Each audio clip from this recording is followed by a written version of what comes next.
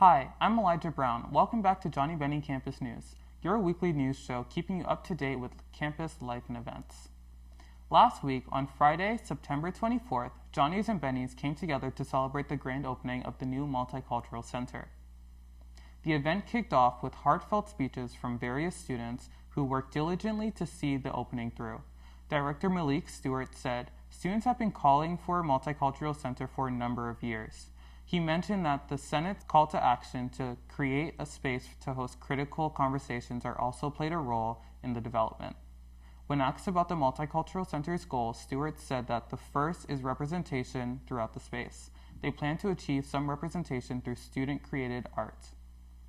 Here's a closer look into the space.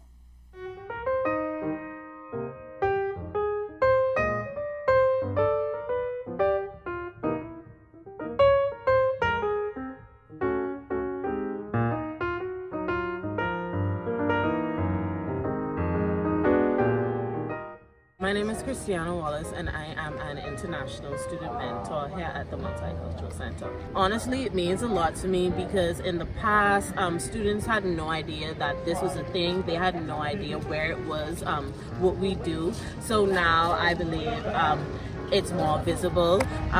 Students know what it is. They'd be more intrigued to come inside and check it out.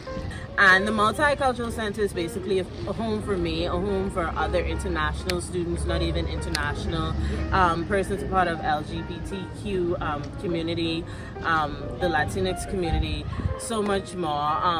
And it's just a safe space.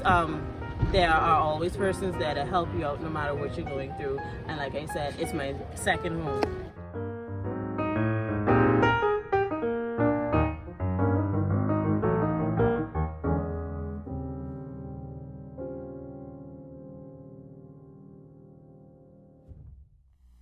What's next for campus life and events? First Gen is hosting a beach day this coming Saturday, October 2nd.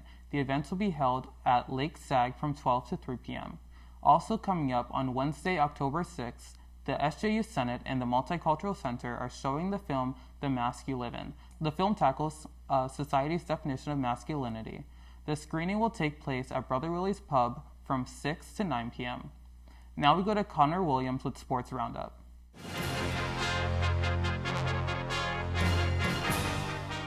This past weekend on Saturday, the number 6 ranked Johnnies pulled off a close win against the number 13th ranked Bethel Royals with a final score of 31-25. Senior wide receiver Ravi Alston caught 11 passes for 159 yards and a touchdown in Saturday's game. Ravi was named MIAC Player of the Week for his awesome performance. The Johnnies make their first road trip of the season to Moorhead this Saturday, October 2nd, for a 1 p.m. kickoff against Concordia. Last week, the CSB volleyball team picked up a huge win against UW River Falls. But unfortunately, this past Wednesday, September 29th, they fell to Bethel by a score of 0-3. The team heads up north this Saturday, October 2nd, for a 7 p.m. game to take on the St. Scholastica Saints.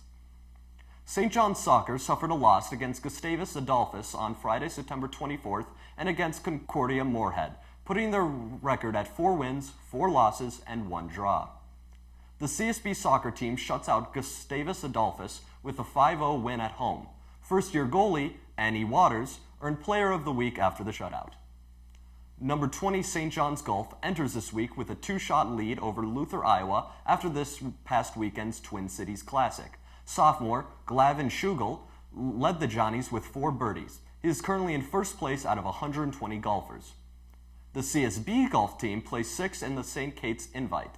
Benny Golf heads over to Bunker Hills in Coon Rapids for the MIAC Championship this weekend. CSB Cross Country placed 7th out of 25 teams in Running of the Cows meet this weekend. Sophomore Fiona Smith set a new school record for the fastest 6K with a time of 21 minutes and 27 seconds, earning herself Athlete of the Week. Finally, Johnny's Cross Country will compete this October 1st at the Hamline Invitational. I'm Connor Williams. Now we go back to the desk. Thanks, Connor.